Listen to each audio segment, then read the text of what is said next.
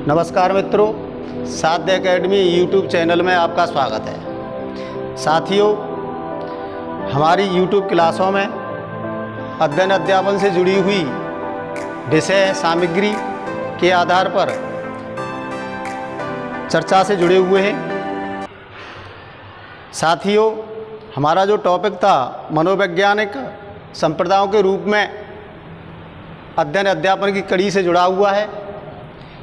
इसमें मनोवैज्ञानिक संप्रदायों की स्थापना से संबंधित, उनके जानकारी से संबंधित, जो संप्रदायों की जो स्थापना हुई थी उनके विषय में क्रमागत रूप से आपके साथ जुड़े हुए हैं। उसी से आगे बढ़ते हुए हमने एक एक संप्रदायों को आप तक अध्ययन अध्यापन से अपने अनुभव के आधार पर जोड़ा है। सबसे पहले मनोवैज्ञानिक संप्रदाय संरचनावाद का अध्ययन अध्यापन, उससे जुड़ी हुई जानकारी, उसके बाद कार्यवाद संप्रदाय का अध्ययन अध्यापन, उससे जुड़ी हुई जानकारी। अब आगे की जो संप्रदाय है उसके बारे में हम अध्ययन करेंगे, वह संप्रदाय व्यवहारवाद है। तो साथियों, व्यवहारवाद शुरू करने से पहले व्यवहारवाद की जो स्थापना से संबंधित जानकारी हैं उनको शुरू करने से पहले मैंने आपको दो क्वेश्चन दिए थे जो संरचनावाद से संबंधित थे। पहला क्वेश्चन था कि चेतना अनुभूति के सैद्धांतिक विश्लेषण से संबंधित संप्रदाय, तो साथियों उसका आंसर संरचनावाद है। दूसरा क्वेश्चन था अंतर्दर्शन विधि का क्या नियतार्थ है, अर्थात उसका अर्थ क्या है, तो साथियों उसका आंसर है अपने को जानना। अब आगे की कड़ी को बढ़ाते हुए मैं कार्यवाद से संबंधित भी और ली दो प्रश्न देता हूँ। आप उन्हें सुने, समझें, नोट करें और उनके आंसर अपने कमेंट बॉक्स में लिख करके भेजें। कार्यवाद से जुड़े हुए दो प्रश्न हैं। पहला प्रश्न है, निम्न में से कौन सा कार्यवादी मनोवैज्ञानिक शिकागो विश्वविद्यालय से संबंधित नहीं है। दोबारा बोल रहा हूँ, निम्न में से कौन सा कार्यवादी मनोवैज्ञानिक शिकागो विश्वविद्यालय से संबंधित नहीं है। उसके चार ऑप्शन हैं। पहला ऑप्शन है जॉन डीवी, दूसरा है कार्रे, तीसरा है एंजल, चौथा है थॉर्नडाइक। दूसरा क्वेश्चन कार्यवाद से संबंधित, प्रगतिशील विद्यालय किसने शुरू किए थे। दोबारा बोल रहा हूं, प्रगतिशील विद्यालय किसने शुरू किए थे, जिन्हें लैब स्कूल भी कहते हैं। पहला ऑप्शन है पेस्टालॉजी, दूसरा है थॉर्नडाइक, तीसरा ऑप्शन है डीवी और चौथा ऑप्शन है वाटसन। इन दो क्वेश्चनों के आंसर अपने कमेंट बॉक्स में लिख करके भेजना। अब साथियों, हम अगली संप्रदाय व्यवहारवाद से संबंधित अध्ययन प्रक्रिया से जुड़ते हैं। व्यवहारवाद के बारे में जानें, उसके क्या रहस्य हैं, क्या व्यवहारवाद से संबंधित परीक्षा उपयोगी सामग्री हमारे अध्ययन अध्यापन से जुड़ी हुई है, क्या व्यवहारवाद की प्रक्रियाएं परीक्षा को प्रभावित करती हैं। तो साथियों, ये आपको पता है कि व्यवहारवाद से जुड़ी हुई जितनी भी जानकारी है सामान्यतः परीक्षा के लिए बहुत ही इम्पोर्टेंट है। जितने स्कूल्स हैं मनोवैज्ञानिक संप्रदायों से संबंधित, सब में महत्वपूर्ण व्यवहारवाद है, क्योंकि व्यवहारवाद के जो मनोवैज्ञानिक थे उन्होंने व्यवहारवाद से जुड़ी हुई क्रियाएं की थी, वो परीक्षा को प्रभावित करती हैं। वैसे तो व्यवहारवाद के बारे में आप परिचित हैं और मुझे पता है कि कहीं ना कहीं अध्ययन अध्यापन से आप स्वतः ही भी जुड़े हुए हैं और अपना स्व अध्ययन भी अनवरत रूप से करते हैं। परंतु मैं यह आपको विश्वास दिलाता हूं कि व्यवहारवाद से संबंधित कुछ चीज़ें अगर छूटी हुई हों तो वो आपके लिए महत्वपूर्ण हो सकती हैं। उन पर मैं गूढ़ से गूढ़तम रहस्यों पर चर्चा करूंगा और हो सकता है कि परीक्षा उपयोगी सामग्री यहाँ से मिले। व्यवहारवाद एक संप्रदाय, इस बात को ध्यान रखें कि केवल और केवल जो हम टॉपिक पढ़ रहे हैं वो संप्रदाय पढ़ रहे हैं। यूँ तो व्यवहारवादी समग्र रूप से शिक्षा मनोविज्ञान पर संपूर्ण रूप से प्रभाव डालते हैं। अगर हम व्यवहारवाद में उन समस्त व्यवहारवादियों को पढ़ते हैं तो ये टॉपिक अपनी क्रमबद्धता को भंग कर देगा।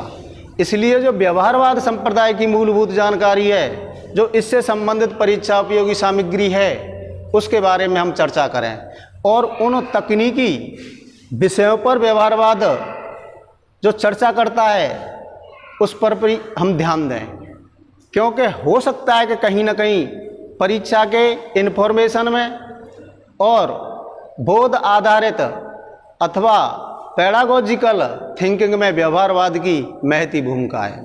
तो साथियों, अब व्यवहारवाद की हम कुछ महत्वपूर्ण विषय पर चर्चा करते हैं। व्यवहारवाद अंग्रेजी में बिहेवियरिज्म कहते हैं। इसकी स्थापना जे.बी. वाटसन या जे. वाटसन द्वारा 20वीं सदी के पूर्वार्ध में की गई। व्यवहारवाद की स्थापना वाटसन द्वारा 20वीं सदी के पूर्वार्ध में की गई, अर्थात हम ये भी कह सकते हैं 20वीं सदी का पूर्वार्ध लगभग 1913 के आसपास जे.बी. वाटसन ने व्यवहारवाद की स्थापना की। और ये तो आपको पता है, प्राचीन मनोवैज्ञानिक अध्ययन प्रक्रिया में मनोविज्ञान का प्रमुख विषय व्यवहारवाद को ही माना गया है। इसलिए उसको उत्तरोत्तर क्रमागत आगे बढ़ाते हुए मनोवैज्ञानिक वाटसन ने व्यवहारवाद के बारे में प्राणी और वातावरण और अनुक्रिया जैसे विषयों पर विस्तृत चर्चा भी की। तो यहाँ ये बात क्लियर करें कि वाटसन द्वारा 20वीं सदी के पूर्वार्ध अर्थात 1913 ईस्वी के लगभग हॉपकिंस विश्वविद्यालय अमेरिका में इसकी स्थापना की गई। ये भी बहुत इम्पोर्टेंट विषय है कि व्यवहारवाद की स्थापना कहाँ की गई। तो ध्यान रखें, वाटसन ने हॉपकिंस विश्वविद्यालय अमेरिका में इसकी स्थापना की थी। एक और आपको बताऊं, क्योंकि बहुत सारी चीज़ों को मैं यहाँ नहीं लिख सकता हूँ, क्योंकि उन्हें जानकारी के आधार पर आपसे शेयर कर रहा हूँ। व्यवहारवाद की स्थापना करने वाला वाटसन एंजल का शिष्य था। अपने जो मनोवैज्ञानिक शोध प्रक्रियाएं की थी वो एंजल के ही सानिध्य में की थी। उससे प्रेरणा लेकर के उसने आगे की क्रियाएं शुरू की, लेकिन कार्यवादी सिद्धांतों को उसने महत्व नहीं दिया। एंजल के सानिध्य में पीएचडी जरूर की थी, तो इसलिए एंजल का शिष्य। इंपॉर्टेंट विषय का हॉपकिंस विश्वविद्यालय अमेरिका में स्थापना हुई। आगे बढ़ते हैं।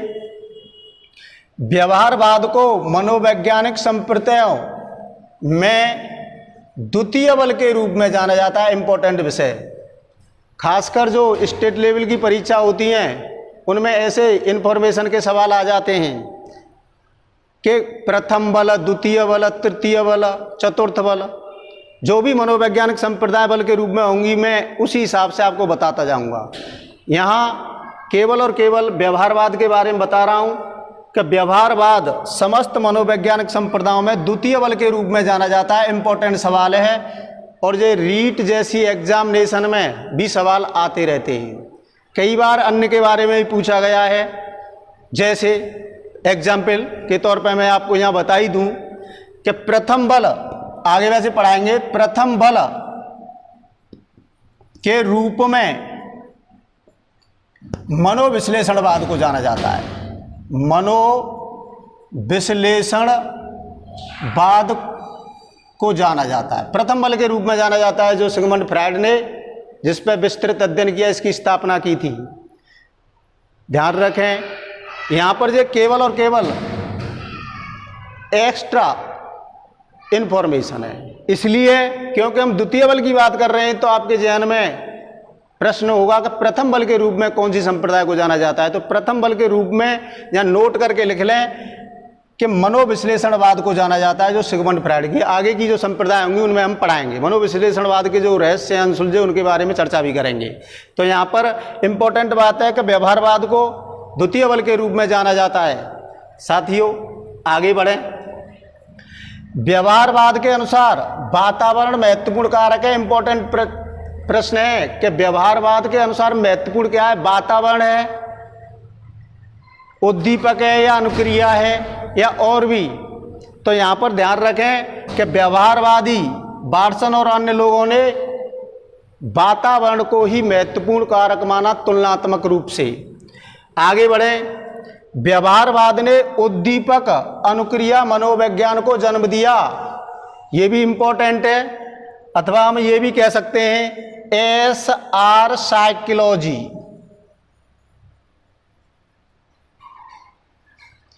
SR साइकोलॉजी को जन्म किसने दिया? अर्थात उद्दीपक अनुक्रिया मनोविज्ञान को जन्म वाटसन द्वारा स्थापित है।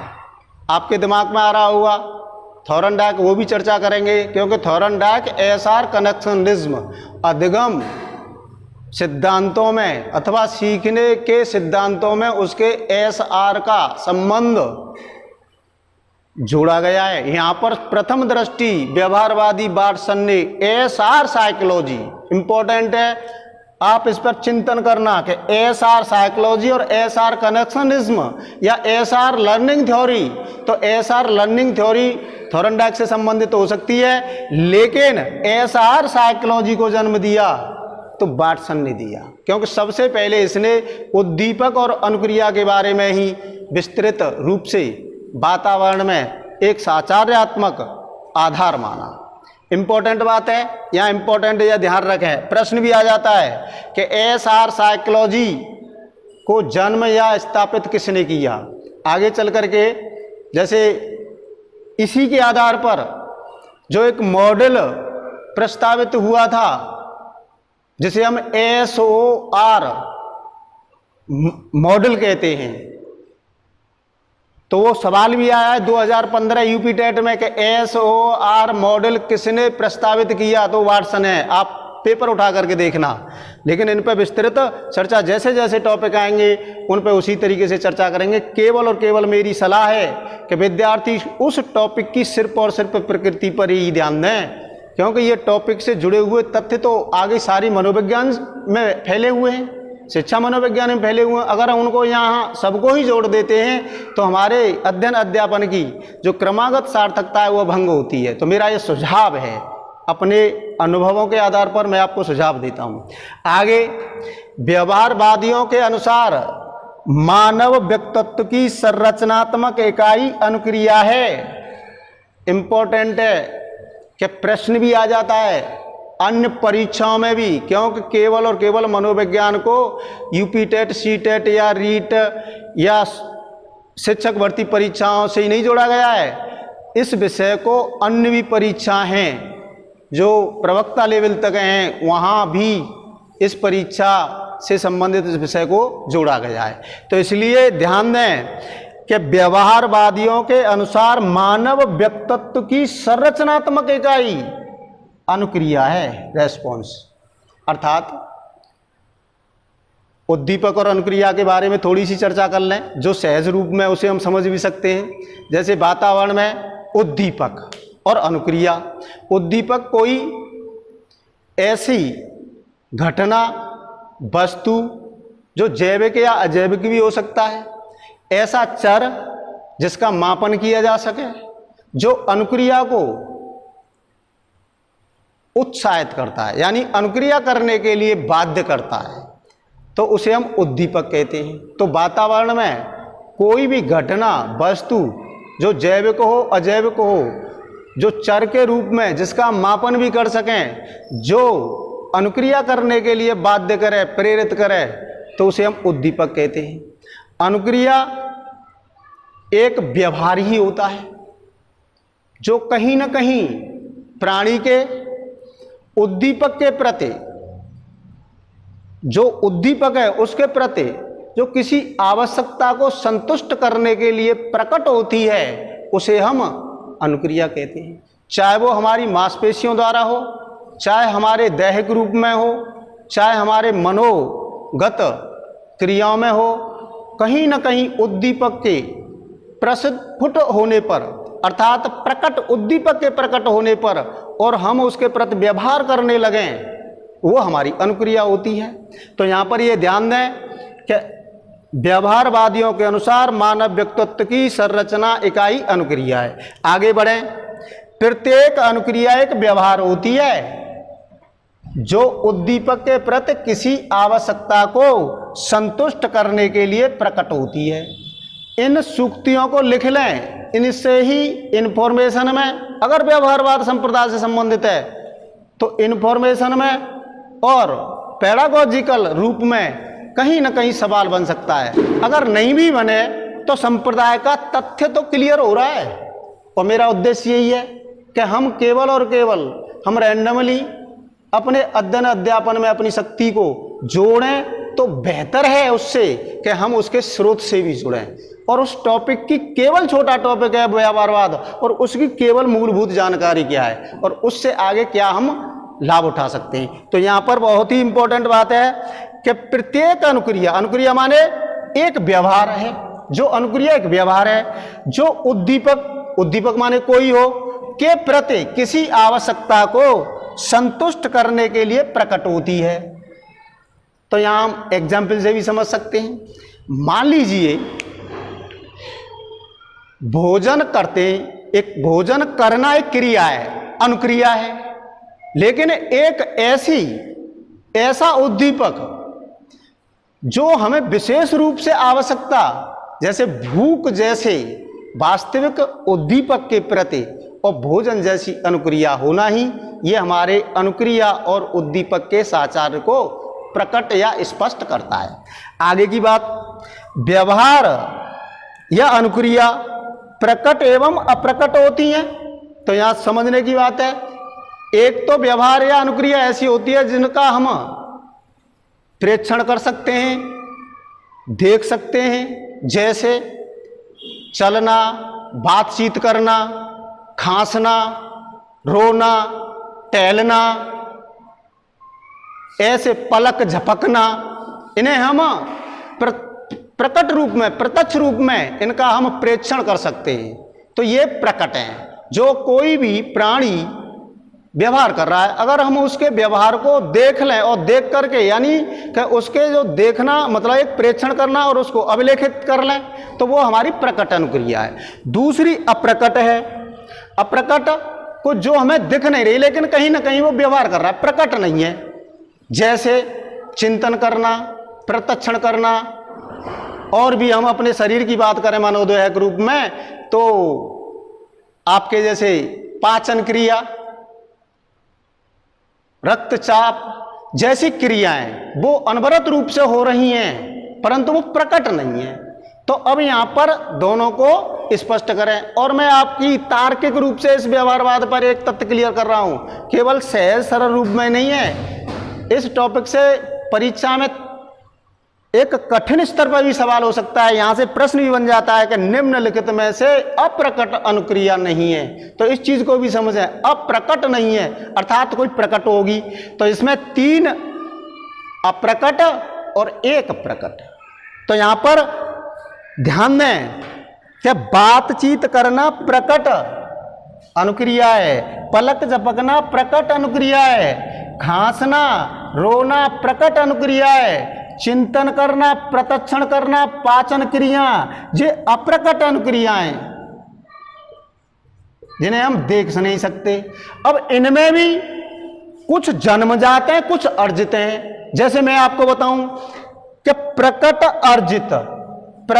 अर्जित बातचीत करना, टहलना, ये प्रकट अर्जित हैं। और प्रकट जन्मजात जैसे पलक झपकना, खांसना, ये रोना, ये जन्मजात हैं, क्योंकि ये ऐसी क्रियाएं हमारे जन्म के साथ जुड़ी हुई हैं। इसी तरीके से अप्रकट हैं, कुछ तो जन्मजात हैं जैसे पाचन क्रिया, रक्तचाप, ये जन्म जाते हैं। और कुछ अर्जित हैं, जैसे चिंतन करना, प्रत्यक्षण करना, चीजों को देखने के बाद उनके विषय में सोचना, ये अर्जित है। तो यहां पर इस तरीके से जैसे मैं आगे प्रश्नावली तैयार करूंगा तो उसमें इन सारे प्रश्नों को विविध तरीके से आपकी प्रकृति के अनुसार किस तरीके से तकनीकी या उसकी कठिनाई स्तर पर प्रश्न तैयार होते हैं, तो उससे आप लाभ उठा सकते हैं, अभ्यास में ढाल सकते हैं। तो यहां पर ये ध्यान दें कि व्यवहार प्राणी का दो प्रकार का होता है। व्यवहार को ही हम अनुक्रिया कहते हैं, या तो वो प्रकट हो सकता है या वो अप्रकट हो सकता है। प्रकट माने जिसे हम देख करके यानी प्रेक्षण करके इसका एक अवलोकनीय रूप में अभिलेखित कर लें, और एक होता है प्रकट, जिसका केवल और केवल हम अनुभव कर सकते हैं, अनुभूति कर सकते हैं। तो यहां पर ये चीजें इंपॉर्टेंट है, नोट करें। आगे की बात लिख दूं, मनोविज्ञान में व्यवहारवादियों ने स्पष्ट किया कि व्यवहार का वस्तुनिष्ठ प्रकार से मापन किया जाता है। कभी कभी प्रश्न भी आ जाता है,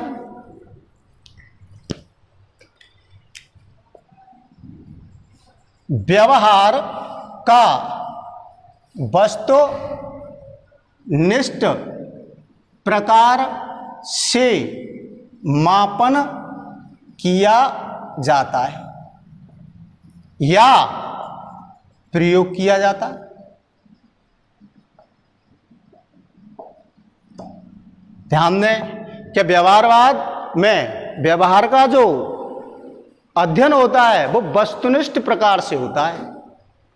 तो इसलिए इन व्यवहारवादियों ने वस्तुनिष्ठ प्रकृति के आधार पर, परिस्थितियों के आधार पर जो विधि विकसित की, तो व्यवहारवादियों की विधि थी व्यवहार को मापने के लिए।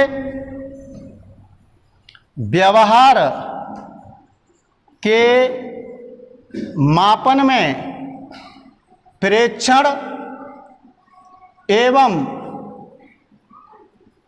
अनुबंधन विधियों का प्रयोग किया।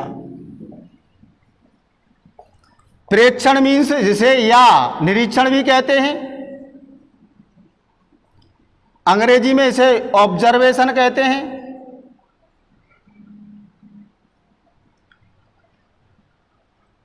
अनुबंधन, अनुबंधन जिसे कंडीशन कहते हैं। तो ये विधियां व्यवहार के अध्ययन में महत्वपूर्ण विधियां हैं। और प्रेक्षण विधि, प्रश्न भी आ जाता है, यहां पर नोट करके रखें कि व्यवहारवादियों ने प्रेक्षण या निरीक्षण विधि का विकास किया था। कई बार सवाल भी आया कि प्रेक्षण विधि का या निरीक्षण विधि का विकास किस संप्रदाय के अंतर्गत हुआ, तो व्यवहारवाद के अंतर्गत हुआ।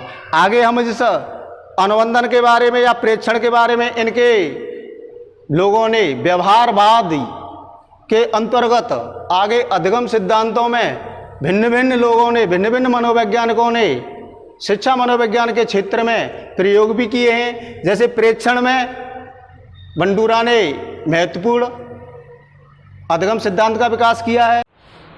प्रमुख व्यवहारवादियों के बारे में जानें, क्योंकि व्यवहारवाद के अंतर्गत अनेक मनोवैज्ञानिकों ने जो प्रयोग और अध्ययन किए थे वो बहुत ही इम्पोर्टेंट हैं, और अधिकतर जो परीक्षा में सवाल बनते हैं उन्हीं व्यवहारवादियों के आधार पर बनते हैं। तो अब हम यहाँ पर एक एक व्यवहारवादी के बारे में सूक्ष्म परिचय के तौर पर जाने, इससे हम केवल और केवल व्यवहारवाद की संप्रदाय से जुड़े हुए जो तथ्य हैं वो हमारे एक संग्रह में हों, वो हमारे एक ज्ञान के कोश में हों, संगठित हों। तो यहाँ पर सबसे पहले हम बाटसन के ही बारे में जानें। बाटसन ने, ये तो पता ही है कि संप्रदाय की स्थापना की, व्यवहारवाद की, लेकिन इसकी और भी महत्वपूर्ण चीज है, इसने एक सबसे महत्वपूर्ण पुस्तक की रचना की जिसका नाम ही बिहेवियरिज्म है। बिहेवियरिज्म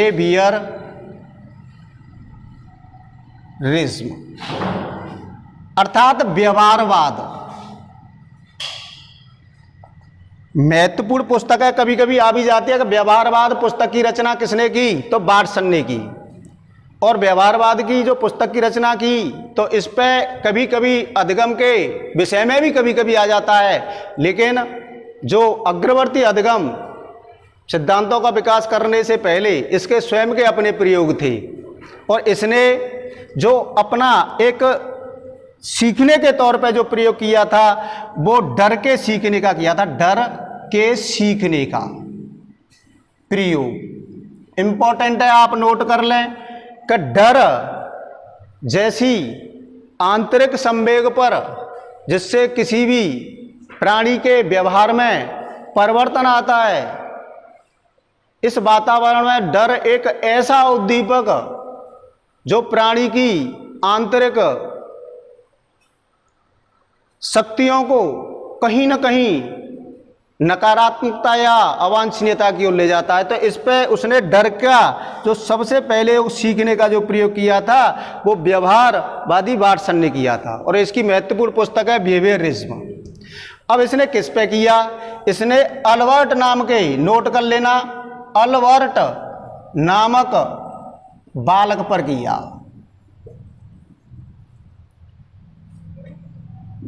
जैसे आगे पढ़ोगे भी, एक खरगोश को माध्यम बनाया, छोटा बच्चा था अल्बर्ट, अल्बर्ट को बहुत अच्छा लगा वो खरगोश। फिर धीरे धीरे उसके सामने एक ऐसा उद्दीपक पेश करता गया बार्टसन जो नकारात्मक था, जिससे उस अल्बर्ट बालक को उस खरगोश से घृणा, भय या डर लगने लगा। तो इस पे उसने प्रयोग किया कि कोई न कोई उद्दीपक में जब परिवर्तन होता है तो एक स्थिति में वो उद्दीपक प्राणी के लिए भय बन जाता है। तो यहाँ पर ये इंपॉर्टेंट बात है। दूसरा, पावलोव। वैसे तो हमें पावलोव को एजुकेशन साइकोलॉजी में अधिगम के सिद्धांतों में पढ़ेंगे, तो साथियों यहाँ पर अगर मैं अधिगम के सिद्धांत को ही शुरू कर दूं तो ये टॉपिक की तारतम्यता ही खत्म हो जाएगी। इसलिए इंपॉर्टेंट है यहाँ केवल और केवल व्यवहारवादियों के सूक्ष्म परिचय को जाने के, कौन कौन से व्यवहारवादी आगे जुड़े हुए थे। कतिपय अगर हम अधिगम सिद्धांत भी आगे टॉपिक पढ़ेंगे एजुकेशन साइकोलॉजी में, तो हमें कम से कम इनके स्रोत या इनके एक संप्रदायों के बारे में तो ज्ञान होगा। तो यहाँ पर पावलोव जो रूस का रहने वाला था, दैहिक शास्त्री था, और इसी से सामान्यतः जब बार्टसन ने व्यवहारवाद की स्थापना की थी तो इस रूसी मनोवैज्ञानिक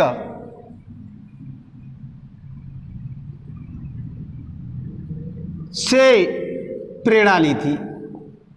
यानी व्यवहारवाद की स्थापना में बार्टसन ने रूसी मनोवैज्ञानिक पावलोव से ही प्रेरणा ली थी, और इसने जो एजुकेशन साइकोलॉजी में अथवा शिक्षा मनोविज्ञान में जो सीखने के सिद्धांत हैं उनमें जब हम अध्ययन करते हैं तो एक सरल अनुबंधन के नाम से सीखने के सिद्धांतों में, जो सरल अनुबंधन दो लोगों पर डिपेंड है, एक पावलोव पर और एक स्किनर पर। पावलोव का सिद्धांत जो क्लासिकल या प्राचीन अनुबंधन सिद्धांत किस तरीके से उद्दीपक और अनुक्रिया के बीच तटस्थ या स्वाभाविक उद्दीपक की क्रियाओं पर महत्वपूर्ण अध्ययन करता है, तो आगे हम उस अधिगम सिद्धांत में पढ़ेंगे। दूसरा, स्किनर। स्किनर बहुत ही इंपॉर्टेंट व्यवहारवादी है। इसने अगर सही पूछा जाए तो आधुनिक व्यवहारवाद को विकसित करने में महत्वपूर्ण भूमिका निभाई। आधुनिक व्यवहारवाद को विकसित करने में महत्वपूर्ण भूमिका स्किनर की। स्किनर ने भी सरल अनुबंधन के तहत नैमित्तिक अनुबंधन और क्रिया प्रसूत या क्रिया प्रसूत अनुबंधन दोनों बातें की हैं। आगे इसके बारे में जानेंगे। परीक्षा उपयोगी है कि किस तरीके से सीखने के सिद्धांतों में क्रिया प्रसूत या नैमित्तिक अनुबंधन को प्रशासित किया और बताया कि पुनर्वलन की क्या महत्वपूर्ण भूमिका होती है, किस तरीके से अनुक्रिया के आधार पर हमें पुनर्वलन प्राप्त होता है। तो कहाँ सहज अनुक्रियाएं, कहाँ पर अर्जित अनुक्रियाएं, कहाँ पर उद्दीपक की कैसे कैसी भूमिका है। और भी इसने आगे पढ़ेंगे भी प्रोग्राम लर्निंग, जो कार्यक्रमित अधिगम भी दिया था, जिसमें बालक की जो क्रियाएं होती हैं स्वगति के आधार पर अग्रसित होती हैं। हालांकि में वो जो विषय है कार्यक्रमिक अधिगम, उसका संबंध शिक्षण की प्रक्रिया से जुड़ा हुआ है। फिर भी मैं आपको यहाँ परिचित करा रहा हूँ कि स्किनर का योगदान क्या था। जो स्किनर एक व्यवहारवादी था। और भी इसका जो महत्वपूर्ण कार्य है, जैसे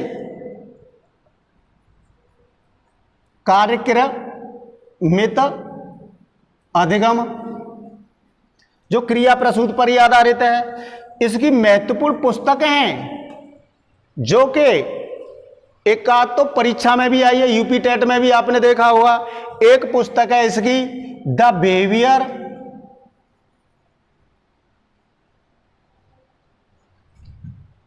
ऑफ ऑर्गेनिज्म,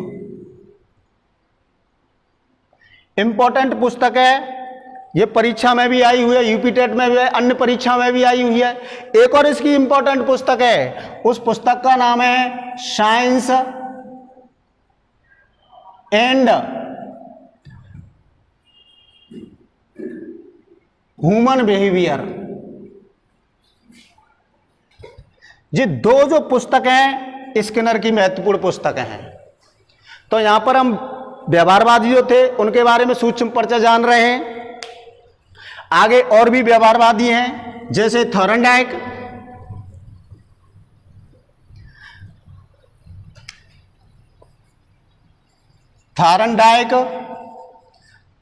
आप थॉर्नडाइक से परिचित हैं कि थॉर्नडाइक बहुत इंपॉर्टेंट पर्सनैलिटी है। सबसे पहले तो इसके बारे में जानूं कि ये महत्वपूर्ण शिक्षा मनोवैज्ञानिक है।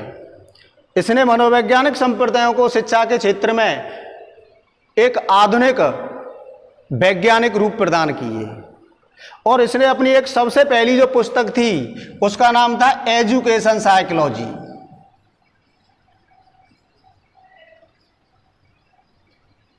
इंपॉर्टेंट है, इसकी जो पुस्तक है एजुकेशन साइकोलॉजी शिक्षा मनोविज्ञान के क्षेत्र में सबसे पहली पुस्तक मानी जाती है। तो कतिपय इसी के बारे में कहा भी जाता है कि शिक्षा मनोविज्ञान की जो सबसे पहली जो पुस्तक है वो थॉर्नडाइक की है। एक और इसकी पुस्तक है, उसका नाम है एनिमल इंटेलिजेंस।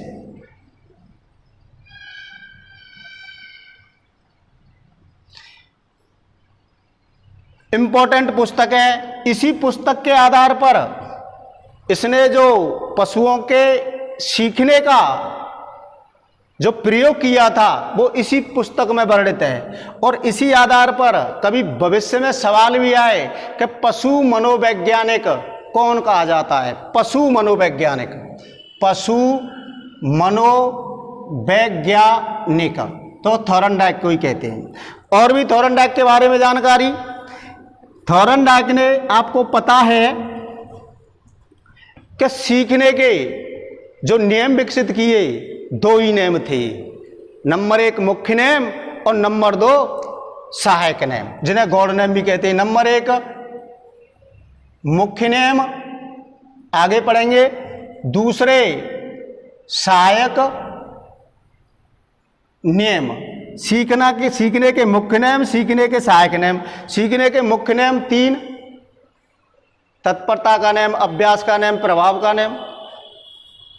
सहायक नियम 5, मनोवृत्ति का नियम, तत्प्रबलता का नियम, साचार का नियम, सादृश्यता का नियम।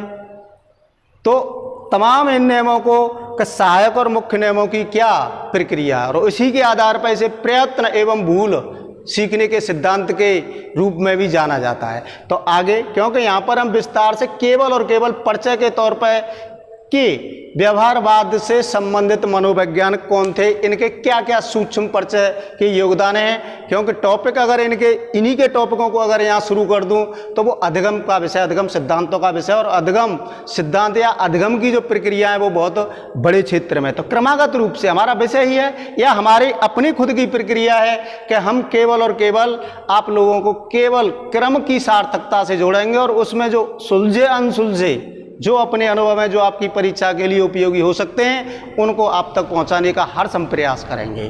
अब और भी हैं, जैसे हल है, व्यवहारवादी है, इसने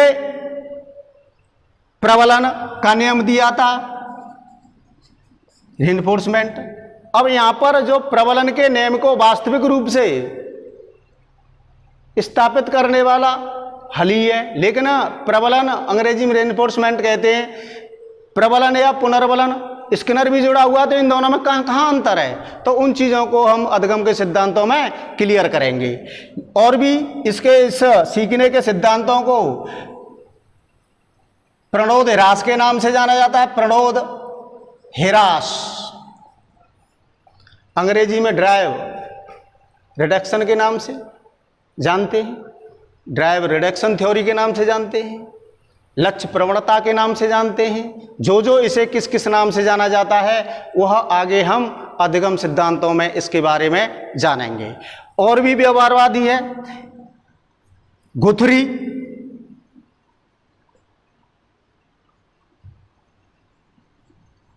इंपॉर्टेंट है, समीपता का नाम दिया था। ध्यान देने वाली बात यह है कि गुथरी एक ऐसा व्यवहारवादी अधिगम करता है जिसने पुनर्बलन के महत्व को नकारा था। बाकी सारे लोगों ने, जितने भी थॉर्नडाइक, पावलोव, स्किनर, हल, जिन्होंने ये पुनर्बलनवादी कहे जाते हैं अधिगम सिद्धांतों में, लेकिन गुथरी को अपुनर्बलनवादी कहा जाता, अपुनर्बलनवादी। इंपॉर्टेंट है, कभी कभी प्रश्न भी आ जाता है घुमा फिरा करके, अपुनर्बलनवादी मनोवैज्ञानिक नहीं है। तो यहाँ पर जो भी जिस तरीके से क्वेश्चनों की प्रकृति होती है, जो परीक्षा उपयोगी कठिनाई स्तर को ध्यान में रखते हुए आगे जैसे ही हमारी जो कुछ टॉपिक खत्म होंगे तो उनसे जुड़ी हुई श्रृंखलाबद्ध प्रश्नावली होगी आप तक पहुँचाएंगे। आप जुड़ते रहें। आगे एक और महत्वपूर्ण है बंडूरा। वैसे यहाँ मैं इसके बारे में बताने से पहले पता है आपको, आपके दिमाग में भी आ रहा होगा, सामाजिक अधिगम सिद्धांत दिया, प्रेक्षणात्मक अधिगम सिद्धांत दिया, निरीक्षणात्मक अधिगम सिद्धांत दिया, अनुकरणात्मक अधिगम सिद्धांत दिया। अवलोकनीय परिस्थितियों पर जो सामाजिक अधिगम की प्रक्रिया है उसके आधार पर आपको इसके विषय में जानकारी है, लेकिन कहीं ना कहीं इससे जुड़ी हुई छोटी मोटी जानकारी आपसे जरूर चूक रही होगी। तो ये सारी चीज़ें क्लियर करेंगे, लेकिन फिर भी इसके बारे में बता दूं, अगर मैं आपसे पूछ लूं कि निम्नलिखित में से कौन सा व्यवहारवादी है जिसकी अधिगम प्रक्रिया चिंतन पर आधारित है, तो ध्यान रखना मित्रों कि जितने भी व्यवहारवादी अधिगम प्रक्रिया से जुड़े हुए हैं उनमें मात्र एक बंडूरा ही ऐसा व्यक्ति है जिसके अधिगम की जो प्रक्रिया है वो चिंतन पर आधारित है। बाकी जितने थॉर्नडाइक, पावलोव, स्किनर, हल, इनकी जितनी भी अधिगम की प्रक्रिया है वो यंत्रवत हैं, चिंतन को महत्व नहीं दिया गया है उनमें। ये भी प्रश्न बन सकता है कहीं ना कहीं कि कौन सा व्यवहारवादी अधिगम कर्ता चिंतन प्रक्रिया से संबंधित है, तो बंडूरा ही है। इसका जो अधिगम, जैसे इसे प्रेक्षणात्मक अधिगम कहते हैं, निरीक्षण भी कहते हैं, निरीक्षणात्मक, अनुकरणात्मक,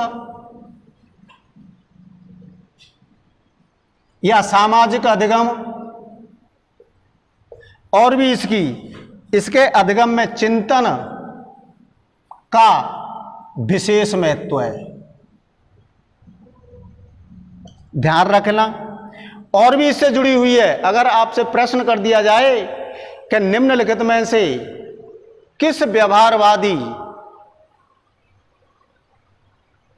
मनोवैज्ञानिक आत्मनियमन या आत्मदक्षता पर बल देता था, तो ध्यान रखना इसके सारे अधिगम आत्म नियमन पर या आत्म दक्षता पर आधारित हैं।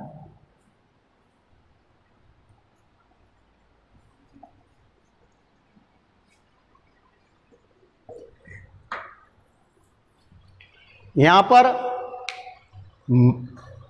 मनोवैज्ञानिक संप्रदाय व्यवहारवाद से जुड़ी हुई जो बहुत ही परीक्षा उपयोगी सटीक जानकारी है, और आप अपने अध्ययन अध्यापन को, मैं अपने अनुभव के आधार पर कह रहा हूं, आप उसे इस तरीके से न जोड़ें कि एक में डालने से ये बहुत बड़ा क्षेत्र बन जाए। केवल टुकड़ों में छोटे छोटे तथ्यों को, छोटे छोटे टॉपिकों को रहस्यों से समझें, जो परीक्षा उपयोगी शब्दावली है उससे परिचित हों, तभी आप बड़े क्षेत्र को भेद पाएंगे। ये मेरा आपको सुझाव है और मेरा अनुभव है कि एक विद्यार्थी समग्र रूप से अगर विषय को भेदने की कोशिश करता है तो उसमें छटपटाहट वह दिग्भ्रमित रहता है, उसमें भ्रांतियां पैदा होती हैं। जबकि क्रिएटिविटी के आधार पर हम चीज़ों को छोटे छोटे रूप में बांटें, और खासकर अधिगमवादियों तो यही कहते हैं, व्यवहारवादी तो यही कहते हैं कि सीखने की सामग्री टुकड़ों में होनी चाहिए, और यही एक सीखने का नियम है, सामान्य से कठिन और सरल से जटिल। आप सरल, जटिल और सारे सामान्य, विशिष्ट और सबको एक साथ लोग लेकर के चलोगे तो आप अपने बड़ी से बड़ी परीक्षा की तैयारी नहीं, बल्कि उस विषय में केवल और केवल भेद रहे हो, दूरियां नाप रहे हो। तो मेरा एक उद्देश्य है, कबीरदास ने भी कहा था उस सूक्ति को, कि हम कभी हम मन का जो फिरते हैं तो वो जो मन के भौतिक हैं उनसे कम और आंतरिक मन के यानी क्रिएटिविटी से ज़्यादा जुड़े हैं। तो यहाँ मैं आपको एक व्यवहारवाद का सूक्ष्म परिचय दिया है, उसकी स्थापना, उसकी विधि, उसके उद्दीपक अनुक्रिया और उसके जो तथ्य हैं, उससे किस तरीके से हम आगे बढ़ें, व्यवहारवादी कौन है, तो ये सारी चीज़ों के इनके क्या क्या रहस्य हैं, तो इन पर आप अध्ययन करें। आगे के और भी जैसे तथ्य होंगे उन्हें हम आप तक पहुंचाते रहेंगे। आप रेगुलर जुड़ें और विश्वास के साथ जुड़ें। मैं आपको विश्वास दिलाता हूं कि ये विषय एक दिन आपको अच्छी से अच्छी, बड़ी से बड़ी परीक्षा में सफलता दिला देगी। ये ऐसा मेरा विश्वास है, ऐसी मेरी ईश्वर से प्रार्थना है। नमस्कार।